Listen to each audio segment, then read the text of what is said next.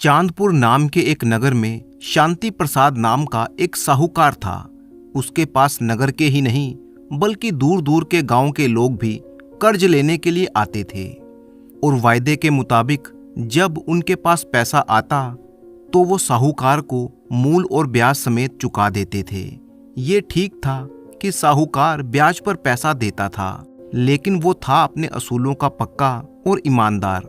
वो वक्त से पहले ना तो किसी के पास तकाजा करने के लिए जाता और ना ही किसी से कभी बदतमीजी से पेश आता था।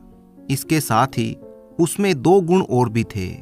वो दयालु और ईश्वर को मानने वाला था। अपने इन गुणों से वो दूर दूर तक मशहूर था। उसकी ये प्रसिद्धि एक बार उसी गांव से गुजरते हुए दो ठग, जिनके नाम छटंकू और मनकू थे, उनके कानों में पड़ी। यार मनकू, अब तक तो हमने जो साहूकार के बारे में सुना उससे तो मुझे वो कोई बहुत ही बड़ा मूर्ख सेठ मालूम होता है। गुरु, लगता तो मुझे भी कुछ ऐसा ही है। अगर लोगों की माने तो सेठ कर्जा मांगने वालों का पता ठिकाना नहीं पूछता, बस नाम और वापस करने की तारीख पूछकर ही कर्ज दे देता है। यार मैं सोच रहा हूँ कि क्यों ना इस बार हम उसे ही अपना शिकार बनाकर कुछ धन ऐंठ लें। गुरु, मैं भी यही कहना चाहता था, तो चलो यहाँ से सीधा चांदपुर चलकर उसी के दर्शन करते हैं। ठीक है गुरु, चलो, किस्मत ने साथ दिया तो काफी दिनों तक हमें कुछ करने की आवश्यकता नहीं पड़ेगी। और फिर दोनों ठग एक बैलगाड़ी किराए पर लेकर चांदपुर की तरफ चल दिए। चांदपुर पहुंचकर वो सेठ की हवेली में दाखिल हुए तो एक नौकर उन्हें अपने साथ एक कमरे में ले गया, जहां पर साहूकार शांति प्रसाद अपने कई मुंशियों के साथ गद्दी पर बैठा हुआ लोगों से रुपए का लेन देन कर रहा था। वे दोनों ठग नौकर के बताए हुए स्थान पर जाकर बैठ गए। कुछ देर के बाद जब वहां पर आए हुए लोग एक एक करके वहां से जाने लगे तो सेठ ने उनकी तरफ देखा। ठगों ने कहा, राम राम सेठ जी। राम राम भाई, तुम कौन हो और मेरे पास किस काम से आए हो? दोनों चालाक ठग अपनी रोनी सी सूरत बनाकर कहने लगे, सेठ जी, हमारा नाम छटंकू और मनकू है। आपके पास बड़ी आशा लेकर आए हैं। पिछले साल गांव में अकाल पड़ने के कारण खेतों में अन्न का एक दाना तक पैदा नहीं हुआ। इस बार फसल अच्छी होने की उम्मीद है, लेकिन हमारे पास ना तो बैल हैं और ना ही बीज। इस कारण हम बहुत ही दुखी हैं। साहूकार ने कहा, अरे भाई, मैंने कर्जा मांगने का कारण और तुम्हारा पता नहीं पूछा। तुम सिर्फ इतना बताओ कि तुम्हें कितनी रकम चाहिए और कब तक लौटाओगे। ठगों ने कहा, सेठ जी, हमें 2000 रुपये चाहिए और ये कर्ज हम जल्दी ही लौटा देंगे। जितना जल्दी संभव हो सकेगा उतनी जल्दी हम आपकी रकम ब्याज समेत वापस कर देंगे। बस आप मेहरबानी करके हमें 2000 रुपये दे दीजिए। साहूकार ने कहा, अरे भाई, फिर भी उस जल्दी की कोई मियाद है या नहीं? बिना मियाद जाने मैं तुम्हें कर्ज नहीं दे सकता। सेठ जी की मियाद वाली बात सुनकर छटंकू ने मक्कारी भरे स्वर में कहा, सेठ जी, कर्ज तो कर्ज होता है। अगर हम इस जन्म में नहीं देंगे तो अगले जन्म में दे देंगे। साहूकार बोला, ठीक है, तब तुम मुझे अगले जन्म में ही दे देना। मुझे तुम्हारी बात पर पूरा विश्वास है। ये कहकर सेठ जी ने अपने मुंशी को आवाज लगाई, मुंशी जी, इनके नाम का खाता खोलकर इन्हें 2000 रुपये दे दो और लिखा पढ़ी भी कर लो। ये लिख लो कि ये ब्याज समेत हमारी रकम अगले जन्म में लौटा देंगे। मुंशी ने हैरानी से कहा, अगले जन्म में? लेकिन सेठ जी। लेकिन वेकिन कुछ नहीं मुंशी जी, बेकार में अपनी टांग बीच में मत अड़ाया करो। जैसा मैंने कहा है वैसा ही करो। ठीक है सेठ जी, आओ भाई, यहाँ आकर अपना पैसा ले लो। और फिर दोनों ठग मुंशी के पास पहुंचे। मुंशी ने एक कागज पर लिखा पढ़ी की और उनसे दस्तखत कराने के लिए उनके सामने रख दिया। कहने लगा, तुम दोनों अपने अपने दस्तखत यहाँ पर कर दो। और फिर दोनों ठगों ने चुपचाप खाते पर अपने दस्तखत कर दिए और मुंशी ने 2000 रुपये गिनकर उनको थमा दिए। लो भाई, गिन लो, पूरे 2000 रुपये हैं, जिन्हें तुम्हें ब्याज समेत अगले जन्म में चुकाना है। ठगों ने कहा, क्यों नहीं हजूर। और उन दोनों ने पैसे बिना गिने ही अपनी जेब में डाल लिए और सेठ जी को धन्यवाद अदा करते हुए वहां से वापस लौट गए। उन दोनों के वहां से जाते ही रुपए देने वाले मुंशी ने सेठ से कहा, हजूर, आप ये जानते हुए भी कि वे लोग रुपया वापस लौटाने का इरादा नहीं रखते और इस इकरारनामे के अनुसार भी हम लोग उनसे रुपया वसूल नहीं कर सकते, तो फिर आपने उन्हें रकम उधार क्यों दे दी? मुंशी की बात सुनकर सेठ हंसा और कहने लगा, मैंने ये सब जानते बूझते हुए भी उन्हें रुपया उधार क्यों दिया, ये बात अभी तुम्हें समझ में नहीं आएगी। वक्त आने पर मैं आपको समझाऊंगा। फिर भी मेरी इस बात को गांठ बांध कर रख लो कि कर्ज कर्म के समान होता है। इस जन्म का कर्ज या कर्म अगले जन्म में भी मनुष्य के साथ रहता है और उसी के अनुसार जीवन भोगना पड़ता है। मुंशी मन ही मन सोचने लगा, पता नहीं सेठ जी क्या कह रहे हैं, मेरे तो कुछ भी पल्ले नहीं पड़ रहा। मुझे क्या, इनका पैसा है, फूके या मुफ्त में लुटाएं। उधर दोनों ठग खुशी खुशी अपने राह चले जा रहे थे। मनकू ने कहा, भाई ये सेठ तो हमारी उम्मीद से भी ज्यादा मूर्ख निकला। मैं तो सोच रहा था कि वो अगले जन्म की बात सुनकर हमें धक्का देकर भगा देगा, लेकिन उस बेवकूफ ने तो हमारी इस बात पर भी विश्वास कर लिया और हमें इतनी बड़ी रकम कर्जे में दे दी। उस मूर्ख ने इतना भी नहीं सोचा कि कहीं अगले जन्म में भी कोई उधार चुकाया जा सकता है। सच में गुरु, आज तो बहुत दिनों के बाद मुझे ऐसा कोई बेवकूफ इस धरती पर दिखाई दिया। अब तो ये 2000 रुपए अपने हो गए समझो। भाई इस बार मैंने ये सोचा है कि अपने लिए एक छोटा मोटा घर भी बनाएंगे। आखिर कब तक हम बंजारों की तरह धक्के खाते रहेंगे। ठीक है गुरु, इस बार तुम अपनी ये हसरत भी पूरी कर लेना। और इसके बाद उन्होंने फिर से एक बैलगाड़ी किराए पर ली और किसी दूसरे गांव की तरफ चल दिए। चलते चलते वो एक गांव में पहुंचे, तब तक रात हो चुकी थी। मनकू कहने लगा, गुरु गांव में तो पहुंच गए, लेकिन ठहरेंगे कहाँ? चलो उस घर का दरवाजा खटखटाते हैं। अगर मुफ्त में खिलाने पिलाने के लिए कोई तैयार नहीं हुआ तो कुछ पैसे दे देंगे। पता नहीं ये दरवाजा खुलेगा भी या नहीं, फिर भी चलकर कोशिश करते हैं। और फिर दोनों ठगों ने एक घर का दरवाजा खटखटाया। अंदर से आवाज आई, कौन है भाई? हम परदेसी हैं और रात काटने के लिए आसरा चाहते हैं। जल्दी ही घर के अंदर से घर का मालिक बाहर आया और कहने लगा, ठीक है, मैं अभी सब इंतजाम कर देता हूँ। ठगों ने कहा, बाबा आपका बहुत बहुत धन्यवाद। घर का मालिक एक भला इंसान था। उसने उन दोनों ठगों को घर में ले जाकर आदरपूर्वक बिठाया और पूछा, बेटा लगता है तुम दोनों बहुत दूर से आए हो, तुम्हें बहुत भूख भी लगी होगी। अगर कहो तो खाना तैयार कर दूं? नहीं बाबा, हमने रास्ते में खाना खा लिया था, बस आप हमारे लिए बिस्तर का प्रबंध कर दीजिए। हम बाहर दालान में ही रात काट लेंगे। इसके बदले में जो पैसा आप हमसे मांगेंगे हम वो देने को तैयार हैं। बूढ़े आदमी ने कहा, पैसे की कोई आवश्यकता नहीं है बेटा, तुम आराम से दालान में रात काट सकते हो। ये लो चटाई और चादर। भगवान आपको हमेशा खुश रखे बाबा।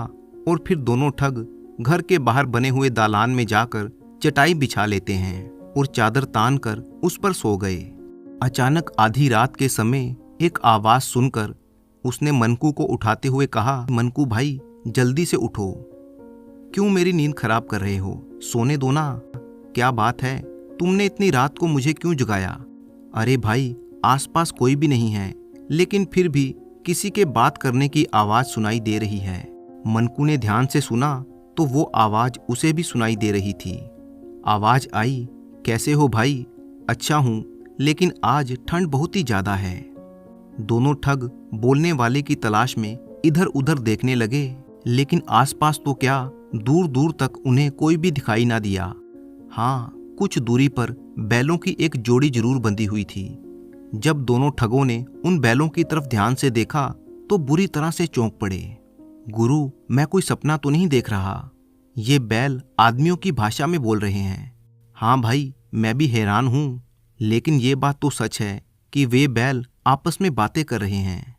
कुछ सोचकर दोनों ठग ध्यान से उन दोनों बैलों के बीच में होने वाली बातचीत को सुनने लगे। पहले बैल ने कहा, मित्र, हमारे तुम्हारे साथ की ये आखिरी रात है। हाँ मित्र, मैं भी तुमसे यही कहने जा रहा था। अच्छा तुम बताओ कि तुमने ऐसा क्यों कहा?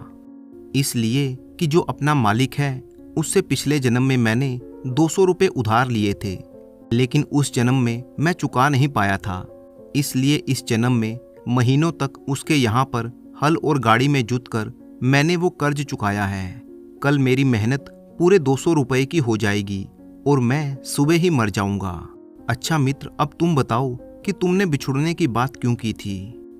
दूसरा बैल बोला, तुम खुशकिस्मत हो मित्र कि तुम्हें अपने कर्ज से जल्दी ही छुटकारा मिल जाएगा, लेकिन मेरी किस्मत में तो अभी कई और महीनों तक दुख सहना लिखा है, क्योंकि मैंने भी पिछले जन्म में 2 आदमियों से कर्ज लिया था। उनमें से एक तो हमारा यही मालिक है। मैंने इससे 200 रुपये उधार लिए थे। कल तुम्हारे साथ साथ मेरा भी कर्ज पूरा हो जाएगा, लेकिन वो दूसरा आदमी जिससे मैंने पिछले जन्म में 500 रुपये उधार लिए थे, कल वो आकर मुझे इस किसान से ले जाएगा और मुझे अपने हल और गाड़ी में जोत कर तब तक दुख देता रहेगा जब तक कि मैं उसका कर्जा इस जन्म में नहीं चुका देता। पहले बैल ने कहा, लेकिन वो दूसरा आदमी तुम्हें इस बूढ़े किसान के पास से क्यों ले जाएगा? भला ये किसान अपना बैल उसे क्यों देगा? पहले बैल ने कहा, ईश्वर ने ये मेरे पैदा होने से पहले ही लिख दिया था। तभी तो इस बूढ़े किसान ने उस आदमी से कर्ज लेकर अभी तक नहीं चुकाया। कल वो आदमी आकर अपनी रकम मांगेगा और किसान के ना देने पर वो मुझे डंडे मारता हुआ अपने साथ ले जाएगा। दूसरा बैल बोला, ओह, तब तो सचमुच में काफी दुख झेलने पड़ेंगे तुम्हें। मुझे तुम्हारे साथ पूरी हमदर्दी है मित्र। ये सब हमारे पिछले जन्मों के कर्म हैं, जो हमें इस जन्म में भोगने ही पड़ेंगे, वरना ईश्वर हमें इस जन्म में बैल क्यों बनाता? ठीक कहते हो मित्र। खैर छोड़ो इन बातों को। मुझे और तुम्हें तो अपने अपने कर्मों की सजा मिल गई या मिल जाएगी, लेकिन मुझे तो दुख उन दोनों व्यक्तियों का हो रहा है जो कुछ देर पहले ही बूढ़े किसान के यहाँ पर मेहमान बनकर आए हैं। तुम्हारा क्या मतलब है मित्र? उन दोनों ने क्या किया है? बैलों के बीच हो रही बातचीत का रुख अपनी तरफ मुड़ते हुए देखकर मनकू के कान खड़े हो गए। पहला बैल कहने लगा, उन्होंने क्या किया है? अरे भाई, ये पूछो कि उन्होंने क्या नहीं किया। वे दोनों ठग हैं और अब तक ना जाने कितने आदमियों को ठग चुके हैं। इस समय भी वे दोनों एक नगर सेठ को ठग कर कर्जा लेकर यहाँ पर आए हैं। अच्छा, तब तो उन्हें जरूर कर्जा चुकाने के लिए सेठ का गधा बनना पड़ेगा। लेकिन उनकी बातें सुनकर दोनों ठगों को काटो तो खून नहीं। मनकू कहने लगा, गुरु, तुमने सुनी इन दोनों की बातें? ये दोनों अपने पिछले जन्म का कर्जा चुकाने के लिए बैल बने हैं।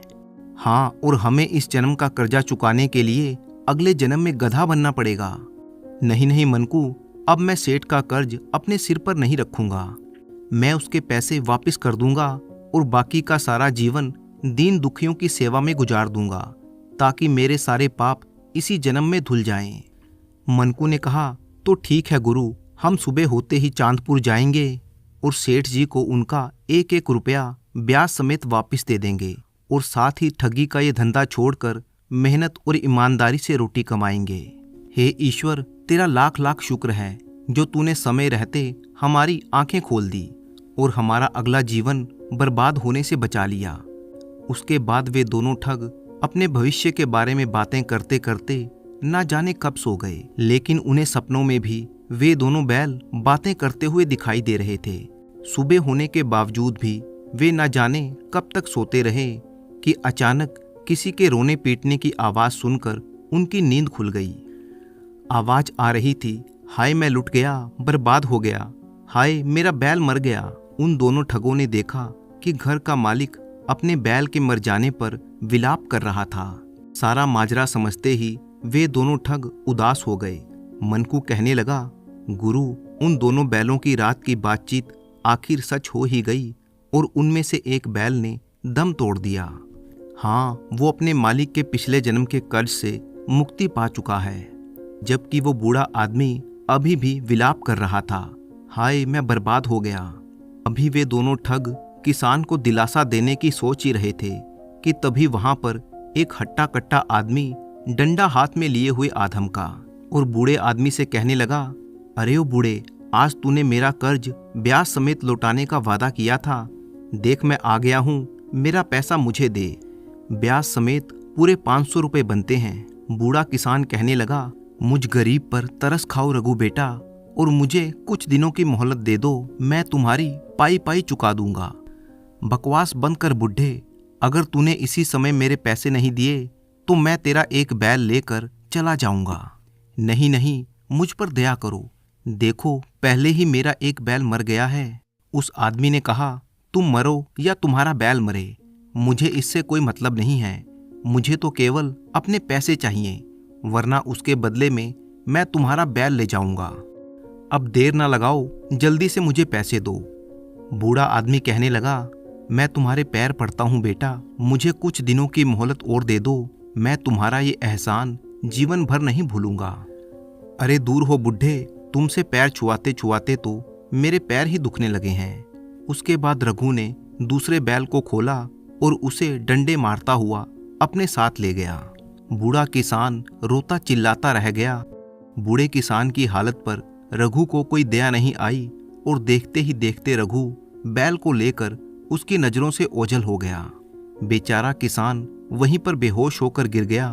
तब तक वहां पर काफी लोग इकट्ठा हो चुके थे जो किसान को होश में लाने की कोशिश करने लगे। दोनों में से एक ठग मनकू ने कहा, गुरु, मेरे विचार से तो हमें अपना समय बर्बाद ना करके जल्दी से जल्दी चांदपुर के सेठ के यहाँ पर जाना चाहिए। कहीं ऐसा ना हो कि देर करने से वक्त हाथ से निकल जाए और हम पछताते ही रह जाएं। और फिर उन दोनों ने फिर से एक बैलगाड़ी किराए पर ली और उसी समय चांदपुर की तरफ रवाना हो गए। जब वे दोनों सेठ की हवेली पर पहुंचे तो सेठ उस समय भी बहुत से लोगों के साथ रुपयों का लेन देन कर रहा था। एक ठग ने कहा, मनकू, सेठ जी को इन लोगों से निपटते निपटते काफी देर हो जाएगी, क्यों ना हम सबसे पहले आगे जाकर अपना कर्जा निपटा दें। ठीक कहते हो गुरु। अगले ही पल वे दोनों चिल्लाते हुए आगे बढ़ने लगे, सेठ जी हमें बचा लीजिए, हमें पाप के गड्ढे में गिरने से बचा लीजिए। साहूकार ने कहा, अरे अरे, कौन हो तुम दोनों? सेठ जी, हमें इतनी जल्दी भूल गए? हम दोनों छुट्टन और मनकू हैं, कल ही तो आपसे 2000 रुपये लेकर गए थे। सेठ ने कहा, भाई मुझे तो कुछ याद नहीं, ठहरो मुंशी से पूछता हूँ। सेठ जी, ये तो वही दोनों चोर उचक्के हैं, लेकिन ये दोनों फिर से यहाँ पर क्यों आ धमके? मुंशी जी, फालतू बात मत करो, खाता खोल कर देखो कि क्या इनके नाम से कोई खाता है। मुंशी ने खाता खोला और कहने लगा, हाँ सेठ जी, कल की तारीख में इनके नाम पर 2000 रुपये लिखे हैं। साहूकार ने कहा, हाँ भाई, तुम्हारे नाम का खाता तो है, लेकिन तुम चाहते क्या हो? ठगों ने कहा, हजूर, माई बाप, हम अपना कर्ज वापस करना चाहते हैं, और वो भी ब्याज के साथ। ये लीजिए 2011 रुपये और हमारा नाम काट दीजिए। सेठ जी, हम लोग किसी तरह का कर्ज अपने सिर पर नहीं रखना चाहते। ठहरो भाई, पहले मुझे मुंशी जी से हिसाब किताब मालूम करने दो, उसी के बाद तुम्हारा रुपया लूंगा। मुंशी जी, जरा खाते में देखकर बताना तो, इन्होंने रकम लौटाने की तारीख कब तक की बताई है? मुंशी कहने लगा, सेठ जी, खाते में तो अगले जन्म में रकम लौटाने की तारीख लिखी हुई है। ठग कहने लगा, वो तो हमने ऐसे ही मजाक में कह दिया था। सेठ जी, हम तो इसी जन्म में पैसा लौटाना चाहते हैं, लीजिए संभालिए अपनी रकम। साहूकार बोला, नहीं भाई, मैं कर्ज की अदायगी इस तरह से नहीं लेता, मैं अपने असूलों का पक्का हूँ। रकम लौटाने का तुमने जब वादा किया था, मैं उसी समय अपना कर्ज वापस लूंगा। तुमने अगले जन्म में कर्जा लौटाने का वादा किया था, इसलिए मैं अगले जन्म में ही लूंगा। ठग कहने लगे, सेठ जी, ये आप क्या कह रहे हैं? भला कोई अगले जन्म में भी पिछले जन्म का कर्ज चुकाता है? जब हम इसी जन्म में अपना कर्ज लौटा रहे हैं, तो फिर आप क्यों अगले जन्म की बात करते हैं? इसी समय अपना पैसा वापस क्यों नहीं ले लेते? साहूकार बोला, कहा तो है भाई, मैं अपने असूलों का पक्का हूँ। जब का तुम दोनों लोगों ने वादा किया है, रकम तभी वापस लूंगा। और कोई अगले जन्म पर विश्वास करे या ना करे, लेकिन मुझे तो पूरा विश्वास है, मैं तुमसे अपना कर्जा अगले जन्म में ही लूंगा। दोनों ठग साहूकार के सामने खूब रोए धोए और गिड़गिड़ाए, लेकिन सेठ ने उनकी एक ना सुनी और बिना रकम लिए ही उन्हें घर से बाहर निकाल दिया। मनकू कहने लगा, भाई, ये सेठ का बच्चा तो बड़ा ही काइयां निकला, लगता है अगले जन्म में हमें गधा बनाकर ही छोड़ेगा। गुरु, जल्दी से कोई उपाय करो ना, जिससे हम इस सेठ के कर्ज से मुक्त हो सकें। लेकिन लाख सोचने पर भी उन दोनों के दिमाग में ऐसा कोई उपाय नहीं आया। वे दोनों रोते बिलखते हुए एक तरफ बढ़ते चले जा रहे थे। उधर दोनों ठगों के जाने के बाद सेठ अपने मुंशी से कहने लगा, क्यों मुंशी जी, कुछ समझ में आया आपकी? नहीं सेठ जी, मेरी समझ में तो कुछ भी नहीं आया। मैं तो सिर्फ इतना जानता हूँ कि उन दोनों ठगों ने आपका कर्ज आपको वापस लौटाना चाहा और आपने नहीं लिया। सेठ बोला, अच्छा, तो समय आने पर समझ जाओगे। दूसरी तरफ वे दोनों ठग चले जा रहे थे। उन्हें कुछ भी नहीं मालूम था कि वो कहाँ जा रहे हैं। यहाँ तक कि चलते चलते वो नगर की सीमा से कब बाहर निकल गए, इस बात का उन्हें ध्यान ही नहीं रहा। वे दोनों एक जंगल में पहुंच चुके थे और घनघोर अंधेरा हो चुका था। मनकू बोला, गुरु, हम कहाँ जा रहे हैं? दूर दूर तक सिवाय अंधेरे के कुछ भी दिखाई नहीं दे रहा। हाँ भाई, अपनी उलझन में तो हमने इस तरफ ध्यान ही नहीं किया। सुबह से ना कुछ खाया ना पिया। पता नहीं आगे ठहरने और खाने पीने के लिए कुछ मिलेगा भी या नहीं। क्यों ना वापस लौट चलें? वापस तो तब लौटेंगे जब हमें रास्ता मालूम होगा। मुझे तो अब ये भी याद नहीं कि नगर किस दिशा में है। दूर उन्हें कहीं पर रोशनी दिखाई दे रही थी। चलो चलकर देखते हैं कि किसने वो अलाव जला रखा है। और फिर वो दोनों ठग वहां पर पहुंच गए जहां पर अलाव जल रहा था और उसके निकट एक साधु ध्यान मग्न बैठा हुआ था। छुट्टन ने कहा, इन साधु महाराज के साथ हम दोनों भी यहाँ पर आराम से रात काट सकते हैं। वो तो ठीक है गुरु, लेकिन पेट पूजा कैसे होगी? मुझे तो उम्मीद नहीं है कि इन महाराज के पास कुछ खाने पीने को होगा। अरे तो समझ लेना कि आज की रात तुम्हारा व्रत है। अब चुप हो जाओ, वरना साधु महाराज का ध्यान टूट गया तो वो हमें श्राप ना दे दें। उसी समय साधु ने अपनी आंखें खोली और कहने लगे, तुम कौन हो बच्चा? आओ आओ, यहाँ पर अलाव के पास बैठ जाओ। दोनों ठग कहने लगे, हम दोनों भटके हुए मुसाफिर हैं महाराज, हमारा प्रणाम स्वीकार कीजिए। आयुष्मान हो बेटा। महाराज, क्या आज की रात हम दोनों आपके चरणों में काट सकते हैं? अवश्य बच्चा, आज की रात ही क्यों, जब तक चाहो तुम यहाँ पर रह सकते हो। मेरे ख्याल से तुम दोनों को भूख भी लगी होगी। हाँ महाराज, भूख तो लगी है, लेकिन इस वीराने में भला खाने को कहाँ से मिलेगा? साधु ने कहा, अन्न तो नहीं, लेकिन फल तो मैं जुटा ही सकता हूँ। तुम दोनों यहीं पर बैठो, मैं अभी आता हूँ। ये कहकर साधु वहाँ से चला गया। मनकू कहने लगा, देखो भाई, ये एक साधु है जिसने संसार को त्याग दिया है और इस वीराने में रहता है, फिर भी इसके दिल में गैर लोगों के लिए कितनी दया और कितनी ममता है। भगवान की भक्ति में लीन होने के बावजूद भी ये हमारे लिए कष्ट उठाने के लिए गया है। और दूसरी तरफ हम लोग हैं जिन्होंने आज तक बस दूसरों को ठगा ही है, उन्हें दुख ही दिए हैं। मनकू बोला, बस करो गुरु, अब कुछ और मत बोलो, वरना मैं अपनी पहले की जिंदगी को याद करके रो पड़ूंगा। सचमुच हम बहुत पापी हैं। थोड़ी देर के बाद जब साधु महाराज वापस लौटे तो उनकी झोली में फल रखे हुए थे और कमंडल में पानी था। लो बेटा, ये फल खाओ और पानी पी लो और आराम से सो जाओ। बच्चों, तुम दोनों के चेहरे देखकर मुझे ना जाने क्यों ऐसा लगता है कि तुम दोनों किसी बात से दुखी हो और अंदर ही अंदर पश्चाताप की आग में जल रहे हो। मनकू कहने लगा, आप बिल्कुल ठीक कहते हैं महाराज, हम दोनों ने आज तक जो भी किया है उसी के लिए पश्चाताप कर रहे हैं। लेकिन हमें मालूम है कि हमें अपने पापों से कभी मुक्ति नहीं मिलेगी और इस जन्म के कर्मों का फल हमें अगले जन्म में भोगना ही पड़ेगा। ये कहकर छुट्टन ने साधु महाराज को अपनी सारी आपबीती सुना दी और साथ ही अपनी चिंता का कारण भी बता दिया। उनकी बात सुनकर साधु कहने लगा, बेटा, तुम ऐसा क्यों समझते हो कि इस जन्म के पापों का प्रायश्चित इस जन्म में नहीं हो सकता? क्या सच महाराज, हमने जो कुछ किया है क्या उसका प्रायश्चित हो सकता है? हाँ बेटा, अगर कोई सच्चे मन से प्रायश्चित करे तो उसे पापों से मुक्ति मिल सकती है। वो कैसे महाराज, हमें बताइए, हम सच्चे दिल से प्रायश्चित करने को तैयार हैं। साधु महाराज की बात सुनकर दोनों ठगों के चेहरे प्रसन्नता से खिल उठे। तब साधु महाराज उन दोनों को प्रायश्चित करने का तरीका बताने लगे साथ ही साथ उन्हें ज्ञान की बातें भी बताने लगे। साधु महाराज का उपदेश सुनकर दोनों ठगों का मन शांत हो चला था। और फिर छुट्टन ने कहा, साधु महाराज, हम सेठ शांति प्रसाद का कर्जा कैसे वापस कर सकते हैं? वो तो कर्जा वापस लेने को तैयार ही नहीं हो रहा। साधु महाराज ने कहा, बेटा, इस जगह से 1 मील आगे पहुंचने पर तुम्हें एक गांव दिखाई देगा। वहां पहुंचने पर तुम्हें अपने आप ही सेठ का कर्जा उतारने का कोई ना कोई उपाय समझ में आ ही जाएगा। बस बेटा, अब सो जाओ। मैं कुछ समय ईश्वर की साधना में बिताना चाहता हूँ। जैसी साधु महाराज की इच्छा। इसके बाद साधु आंख बंद करके फिर से ध्यान में मग्न हो गए, जबकि छुट्टन और मनकू उनके पास ही चादर बिछाकर गहरी नींद में सो गए।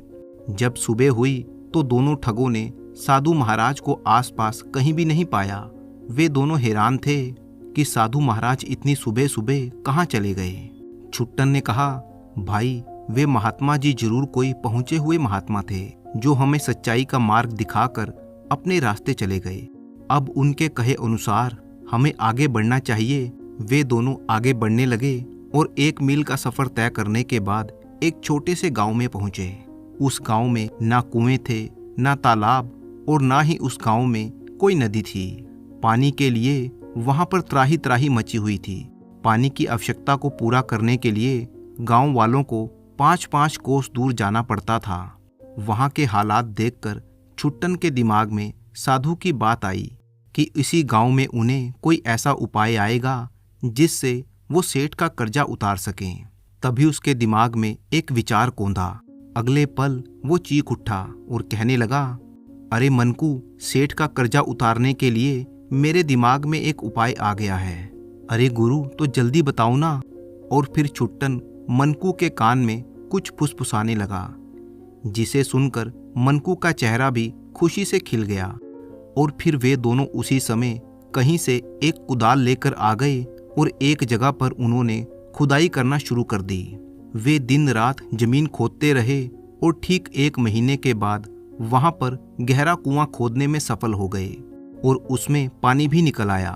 इसके बाद उन्होंने एक मिस्त्री को बुलाकर उस कुएं को पक्का करवा दिया।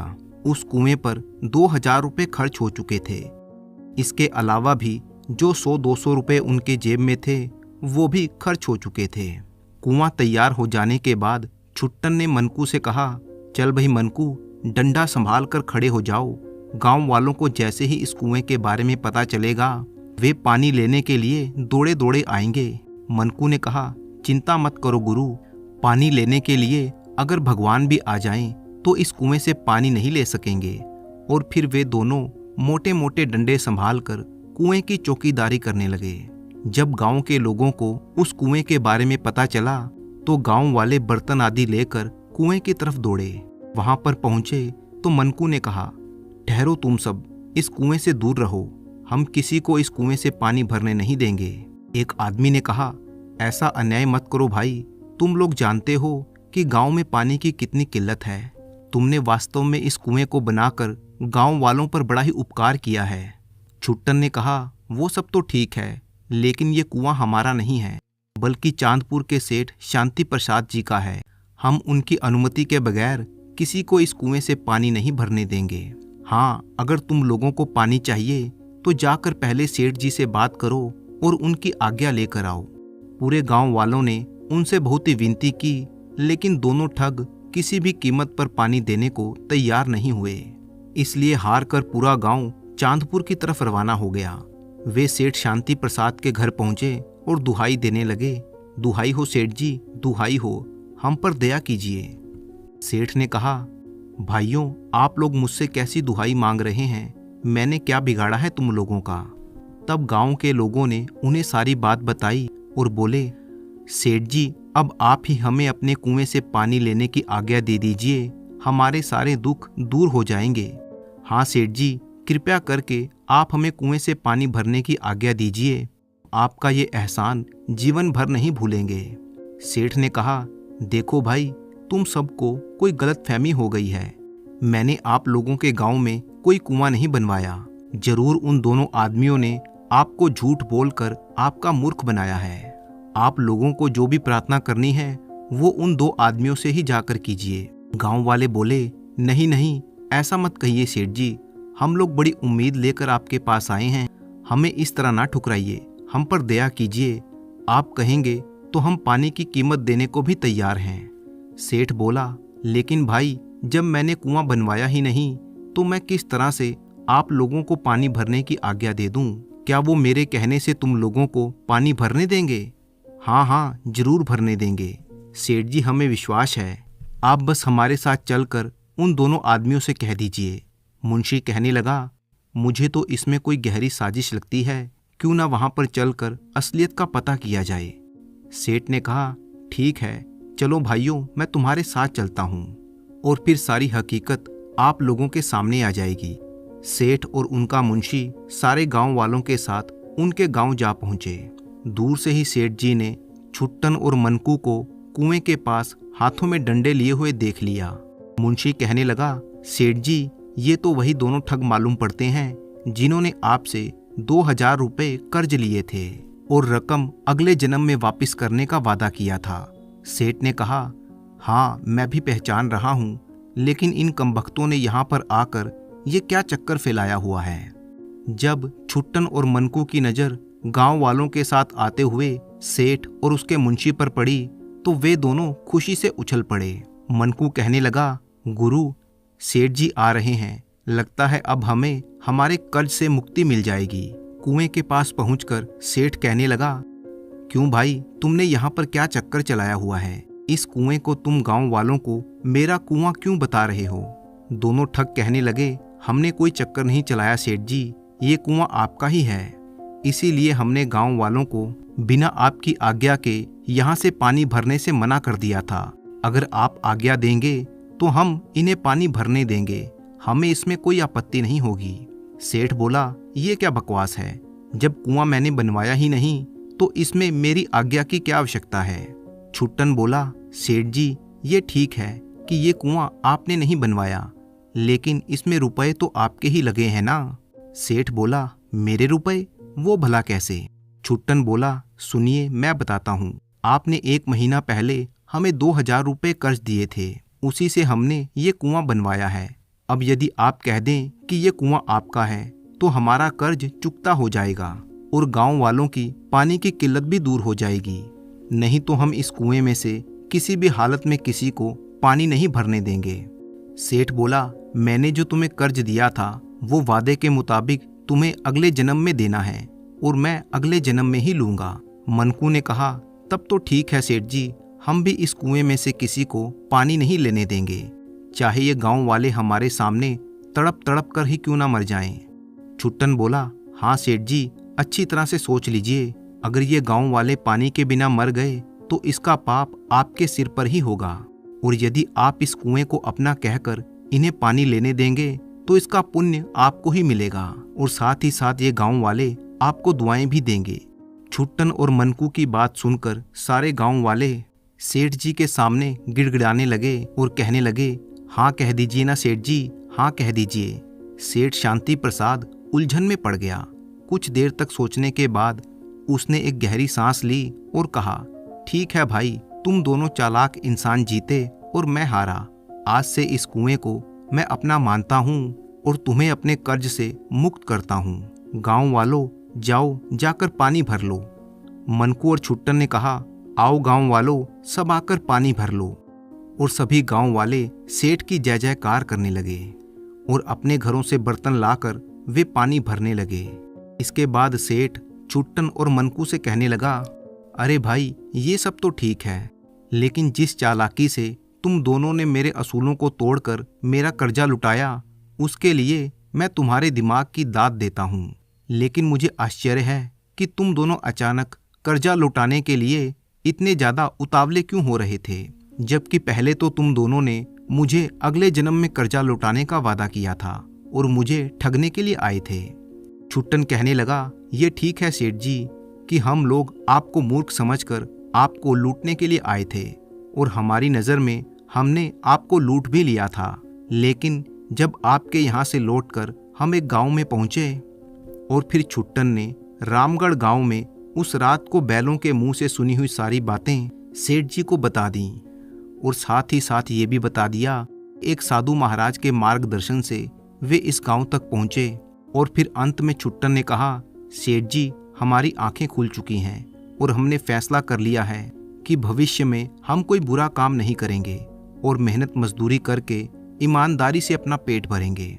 सेठ ने कहा, शाबाश, तुम दोनों ने ये बहुत ही अच्छा फैसला किया है। अगर कभी मेरी सहायता की आवश्यकता पड़े तो बिना झिझक के मेरे पास चले आना।